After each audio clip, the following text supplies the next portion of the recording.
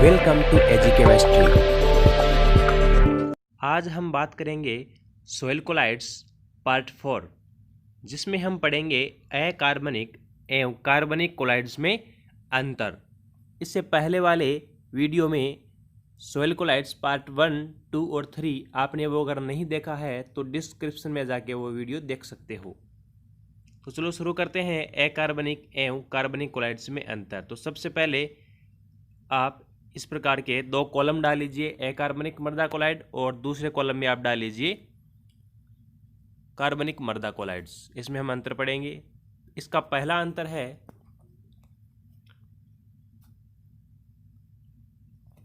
इसमें सिलिकेट मृतिका एवं आयरन व एल्यूमिनियम के ऑक्साइड होते हैं, जो कि हमने जब अकार्बनिक मृदा कोलाइड पढ़ा था उसका वर्गीकरण किया था तो इसमें हमने पढ़ा था इसके दो पार्ट होते हैं अकार्बनिक के, सिलिकेट मृतिका और आयरन व एल्यूमिनियम के ऑक्साइड।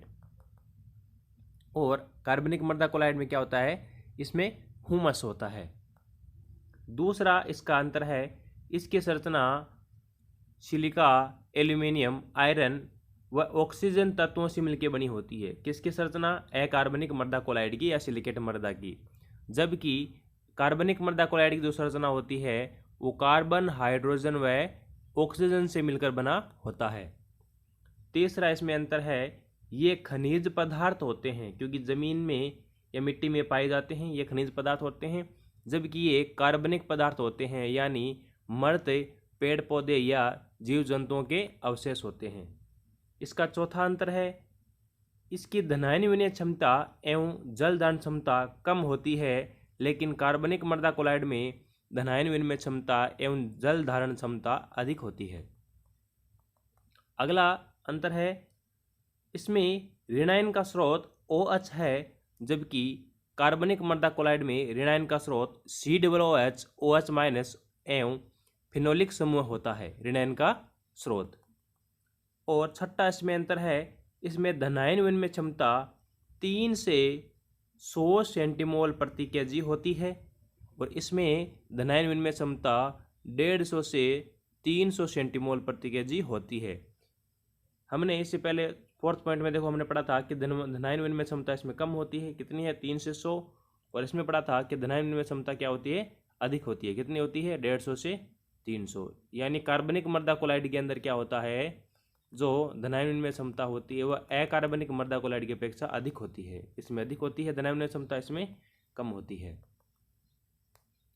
इस अंतर के बाद हम पढ़ते हैं कार्बनिक कोलाइड का मृदा में महत्व है। कार्बनिक कोलाइड का मृदा में महत्व है या फिर ह्यूमस का मृदा में महत्व है, एक ही बात है। शुरू करते हैं। पहला महत्व इसका है मृदा संरचना, यानी यह मृदा के कणों को आपस में बांधे रखने का काम करती है, जिससे मृदा संरचना में होता है सुधार। और इसका दूसरा जो महत्व है वो है धनायन विनिमय क्षमता। ह्यूमस की धनायन विनिमय क्षमता 150 से 300 सेंटीमोल प्रति केजी होती है। इससे क्या होता है, इसके अंदर धनायन के भंडार अधिक मिलते हैं।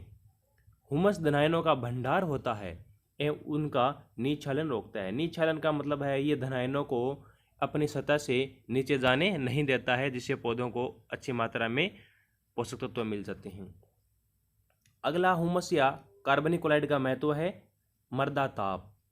ह्यूमस के काले रंग के कारण ये सूर्य की गर्मी को अवशोषित करती है। कौन अवशोषित करती है, ह्यूमस, जिससे मृदा तापमान में बढ़ोतरी होती है।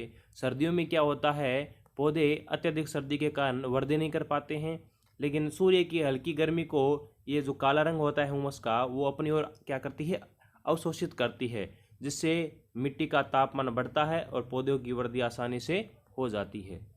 अगला इसका जो महत्व है वह है जल धारण क्षमता। ह्यूमस मृदा की जल धारण क्षमता को बढ़ाता है, जिससे पौधों को उपलब्ध जल हो जाता है आराम से। अब देखो, अगर मिट्टी में जल अच्छी मात्रा में रहेगा तो उसका पौधे आसानी से ग्रहण कर सकते हैं। इसके 4 महत्व हो गए। अगला महत्व हम देखते हैं सुघट्यता एवं सहसंजन। सुघट्य सहसंजन को हम पढ़ते हैं। सुघट्यता व सहसंजन को हमने पढ़ लिया था पिछले वाले पार्ट में। सुघट्यता का मतलब होता है किसी मिट्टी पर दबाव लगाते हैं, वो दबाव लगाने पर वो उसका का जो आयतन होता है वो बढ़ जाता है, और वापस हम अगर दाब हटाते हैं तो उसका आयतन वापस पहले वाली कंडीशन में ही आ जाता है। और सहज संयोजन को भी हमने ये पढ़ लिया था कि समान समान के अणुओं को आपस में जोड़ता है। अब ये क्या होता है, हुमस में क्या होता है, सुगठितता एवं सहसंयोजन गुणों की कमी होती है। जो फैलाव का, चौड़ाई का, वो सारा सिस्टम हुमस में क्या होता है, बहुत ही कम होता है। उभय प्रतिरोधन क्षमता, उभय प्रतिरोधन क्षमता हमने छोटी वाली क्लासों में भी पढ़ा है कि किसी पदार्थ में अगर हल्की सी अम्लीय या क्षारीय पदार्थ डालते हैं तो उसमें उस पर पीएच पर कोई प्रभाव नहीं पड़ता है। तो पढ़ते हैं इसको। हुमस के कारण मृदा प्रतिरोधक क्षमता में बढ़ोतरी होती है, जिससे मृदा में क्षारीय या अम्लीय पदार्थ डालने पर पीएच मान में एकदम परिवर्तन नहीं होती हैं। यानी हल्का या क्षारीय जो पदार्थ हम डालेंगे तो मिट्टी पर कोई पीएच परिवर्तन नहीं होगा, उसको बोलते हैं उभय प्रतिरोधन क्षमता। अगला है महत्व है पोषक तत्व उपलब्धता। हुमस पोषक तत्वों का भंडार ग्रहण होने के कारण पौधों को आवश्यक पोषक तत्व उपलब्ध हो जाते हैं। अब देखो, हुमस के अंदर अच्छी खासी मात्रा में पोषक तत्व होते हैं जो पौधे उनको ग्रहण कर लेते हैं।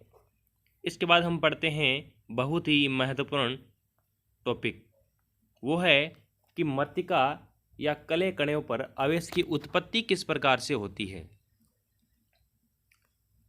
इसमें देखो, मृत्तिका या कले कणों का आवेश की उत्पत्ति, हेडिंग डाल लीजिए। ये क्वेश्चन बन सकता है कि मृत्तिका कणों पर देखो ऋण आवेश पाया जाता है, और इसकी उत्पत्ति दो कारण पर होती है। कि मृत्तिका या कले कण पर जो आवेश होता है वो होता है ऋण आवेश। वो किस प्रकार से उत्पन्न होता है, वो दो प्रकार से होता है। पहला तो हम पढ़ेंगे खुले क्रिस्टलीय किनारे, और दूसरा हम पढ़ेंगे समाकृतिक प्रतिस्थापन। तो पहले हम खुले क्रिस्टलीय किनारे ले लेते हैं। हेडिंग डाल लीजिए, खुले क्रिस्टलीय किनारे या एक्सपोज क्रिस्टल एड्स सिलिका एवं एल्यूमिना परतों के बाहरी सतहों पर ऑक्सीजन एवं हाइड्रोक्सिल यानी OH समूह चिपके रहते हैं। किसके चिपके रहते हैं, एल्यूमिना व सिलिका के बाहरी परतों पर कौन चिपके रहते हैं, ऑक्सीजन व हाइड्रोक्सिल समूह चिपके रहते हैं, जो ऋण आवेश के रूप में काम करते हैं। उच्च pH पर इन OH मूलकों का H+ विघटन द्वारा अलग हो जाता है। यह आवेश pH मान पर निर्भर करता है। यानी अगर मिट्टी का pH मान ज़्यादा है तो जो OH समूह होगा वो H+ आयन में विघटित हो जाएगा। जैसे हम एक एग्जाम्पल के माध्यम से समझते हैं। जैसे सिलिका है, सिलिका के साथ में जो OH है, इस OH का जो H+ आयन है वो बाहर निकल जाएगा और इस OH- के साथ जुड़ जाएगा। ये H+ और ये OH- आपस में मिलकर H2O बना लेते हैं। और यहाँ का जो ये H निकला था, इस OH में से जो H निकला था उसके कारण यहाँ पर सिर्फ SiO- रह जाता है। एक एग्जाम्पल और समझ सकते हैं हम, AlOH4, इसमें जो OH समूह है इसका H+ विघटन द्वारा अलग हो जाएगा और इसके साथ जुड़ जाएगा, तो यहाँ पर H2O निकल जाएगा अलग और AlO- रह जाएगा। इस प्रकार से इन मृत्तिका कणों पर ऋण आवेश आ जाता है। ये तो था खुले क्रिस्टलीय किनारे। अब दूसरा जो हम ऋण आवेश पढ़ेंगे कि किस प्रकार से इनमें मृत्तिका में ऋण आवेश होता है, वो है समाकृतिक प्रतिस्थापन। समाकृतिक प्रतिस्थापन हेडिंग डाल लीजिए इसकी आप। इसमें पढ़ते हैं हम, हेडिंग डाल लीजिए आइसोमोर्फोज सब्स्टिट्यूशन। इसमें मृदा कोलाइड्स में धनात्मक संयोजकता वाले एक आयन द्वारा दूसरे आयन को प्रतिस्थापित किया जाता है, जिसे प्रतिस्थापन कहते हैं। यानी मृदा क्लोराइड में जो धनायन होंगे उसका एक धनायन आयन दूसरे धनायन आयन को क्या करेगा, प्रतिस्थापित करेगा, जिसको प्रतिस्थापन कहते हैं।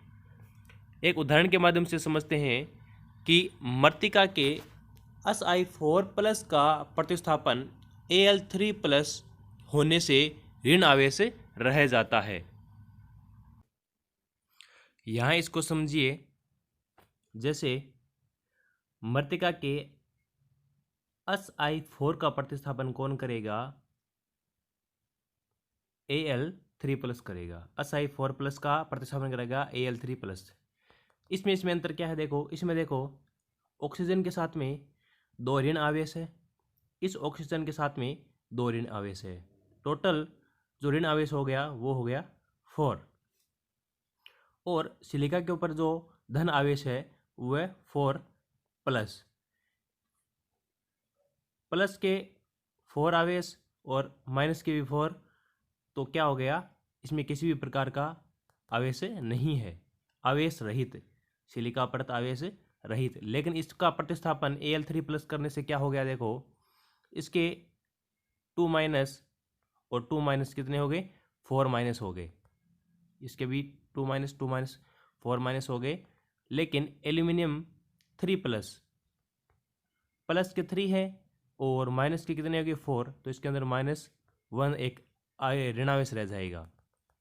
इस प्रकार से यहाँ पे आवेश रहित है, लेकिन ये ऋणात्मक आवेश है। किस कारण हुआ है, ये हुआ है आयनिक प्रतिस्थापन के कारण।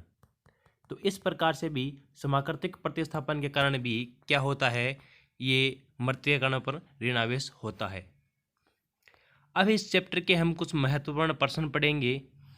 इन प्रश्नों को आप कॉपी में उतार लीजिए और इसके आंसर भी आपको ही लिखने हैं। पहला है प्रश्न कि सहसंजन बल किसे कहते हैं। दूसरा है ब्राउनियन गति क्या है। तीसरा है सिलिकेट मृदा कितने प्रकार की होती है। अगला है फोर्थ, मृदा कोलाइड के 4 गुण बताइए। इसमें मृदा कोलाइड्स के पूछे हैं, न कि कोलाइड्स के। कोलाइड्स के गुण अलग दिखाए हुए हैं और मृदा कोलाइड्स के गुण अलग लिखाए हुए हैं, तो आपको सिर्फ मृदा कोलाइड्स के ही गुण आपको बताने हैं। पांचवा है मृत्तिका में ऋण आवेश के स्रोत बताइए। मृत्तिका में ऋण आवेश के स्रोत जो भी कराए मैंने आपको। कार्बनिक कोलाइड किसे कहते हैं, हुमस वाला ही है ये। सिलिकेट मृत्तिका का तुलनात्मक विवरण कीजिए। सिलिकेट मृत्तिका में आपको क्या करना है, केओलिनाइट, मोंट मोरिलोनाइट और इलाइट समूह में अंतर आपको बताना है। आठवां है कार्बनिक कोलाइड्स के महत्व का वर्णन कीजिए।